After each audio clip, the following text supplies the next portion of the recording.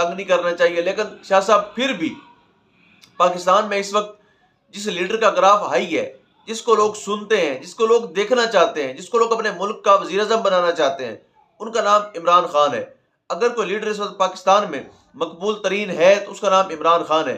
اگر سیاست کا اس وقت کوئی سلطان ہے، اگر سیاست میں جس بندے کی ہاں میں ہاں ملائی جا رہی ہے تو وہ عمران خان ہے. یعنی آپ دیکھیں کہ مسلم لیگ نون کے بہت سے اراکین ہیں، 20+ ہیں، جو صرف اس شرط پر مسلم لیگ نون کو چھوڑ کر، اس موجودہ حکومت کو چھوڑ کر، اپنے استعفے ہاتھ میں لے کر عمران خان کے پاس آنا چاہتے ہیں، جن کو صرف یہ تسلی چاہیے اگلے الیکشن میں ان کو پی ٹی آئی کا ٹکٹ مل جائے.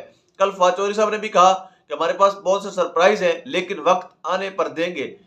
وہ سرپرائز بہت بڑے ہیں لیکن ہم نے دیکھنا ہے کہ ہماری پارٹی میں کتنے بندوں کی گنجائش ہے، کتنے بندوں کو ہم لے سکتے ہیں. اور لگتا بھی یہی ہے کہ وہ اس پہ ضرورت، جتنی ان کی ضرورت ہوگی وہ اتنا ہی لیں گے، زیادہ وہ